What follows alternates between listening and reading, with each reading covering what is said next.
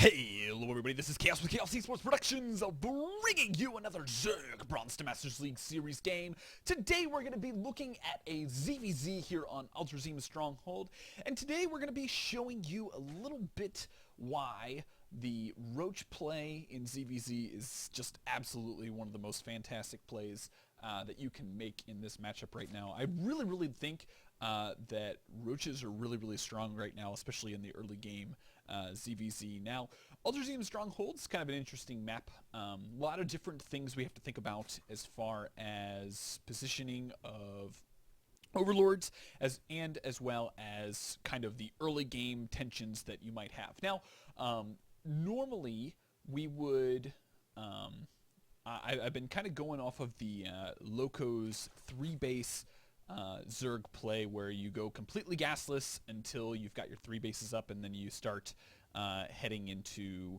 your roaches and whatnot. But on Ultrazeme Stronghold, obviously going for a 3rd base really quick is a little bit difficult, just because the 3rd base is really exposed. And this map in particular is by far probably the worst one that you know, there are a lot of issues with it. So we are going to be doing pretty much a standard opening as far as once we get onto 2 bases. I'm going to go for the spawning pool first. I do not like going for hatchery first on this map, just because I've had several experiences where my opponent does go for a 6 pool or even a 10 pool and just overruns me. Yeah, there's really not a whole lot you can do unless you get your queens out really fast and can block this ramp. So going to be going for the spawning pool first, straight into the hatchery down here at the natural at 15, like we always do, and then we're going to be focused on getting up our drones. Now, quite honestly, I drone pretty hard in this game. I was actually really surprised that I was able to get away with it, and you'll see that pretty hard that I really don't build a whole lot of units. I get over here with the Overlord.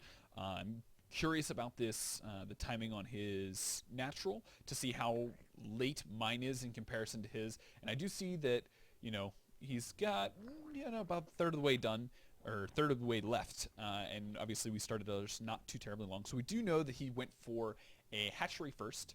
And basically we're just going to pop in, double check to see what kind of gas intake that he's taking.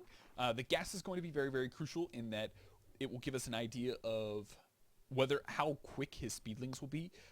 So we come in here with our Overlord, check out our nice vision. We do see here shortly that, you know, the hatchery is doing his thing, which means he's going to be getting a queen relatively soon. And we do see that the gas has mined a little over 100 gas, so we're pretty comfortable. Actually, yeah, little over 100 gas, and he's keeping in gas, so we do have to keep in mind that.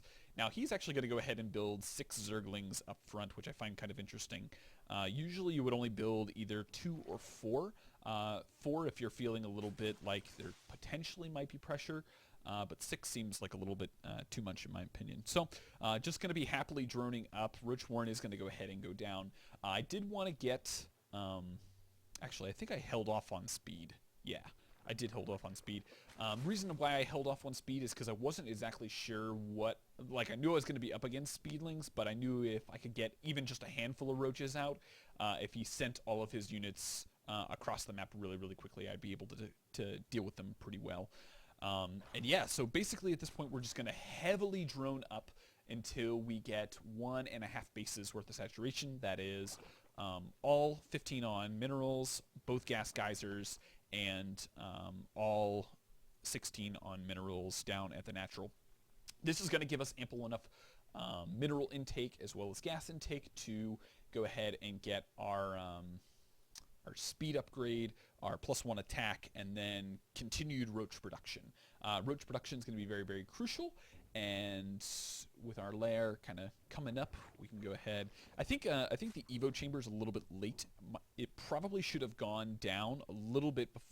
Actually, I think if I remember right, it should have gone down at the same exact time as the Roach Warren. So a little bit of a mistake on my part, because basically what that does is it allows you to get up your +1 at the same time that you get the lair, and by the time that your glial reconstitution finishes on your Roach Warren, your +1 attack should also finish, which means you can just immediately push out, and you don't really have to worry about the upgrades and whatnot. So pretty decent on production, still kind of getting things out. Now, we are a little bit behind in the unit count, but I think that's mainly attributed to the fact that we haven't really gotten any units until just now, and that's when we take the lead.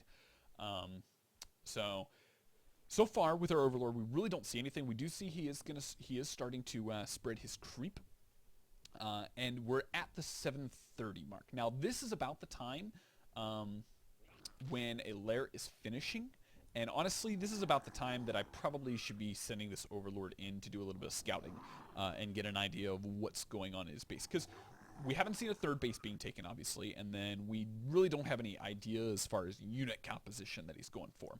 So as we do see, he is going for that Spire, which actually, in my opinion, the Roach play is more or less a build or win against a Spire playing Zerg, just because the likelihood of him being able to get out the appropriate number of Mutalisks in order to deal with the number of Roaches that I'm going to have is going to just, it won't be out in time. So Glial Reconstitution's getting finished up, building up some Overlords, and we're actually going to go ahead and get the Hydra Den down. We want to make sure that we're able to reinforce or, start to round out the composition, because obviously Roaches by themselves really aren't going to do a whole lot. So going to go ahead and build up some supportlings, and we did go ahead and also get the metabolic boosts kind of late. Me personally, I would prefer to focus on getting up the +1 attack upgrade as well as the Roach Warren Glial Reconstitution before going into the metabolic boost, just because I know that those are going to be more beneficial in the long run, because obviously we do see that he has gotten Banelings, and we do want to be cautious of that. Now, obviously with +1 attack, we can, I believe, two-shot the Zerglings, so we're going to melt those down really, really quick. And, we see that he's got 5 mutas on the way, but 5 mutas versus this many Roaches, it's just, he can't do anything. So we're going to come in, we're going to cancel the upgrades, and that's more or less the nail on the coffin.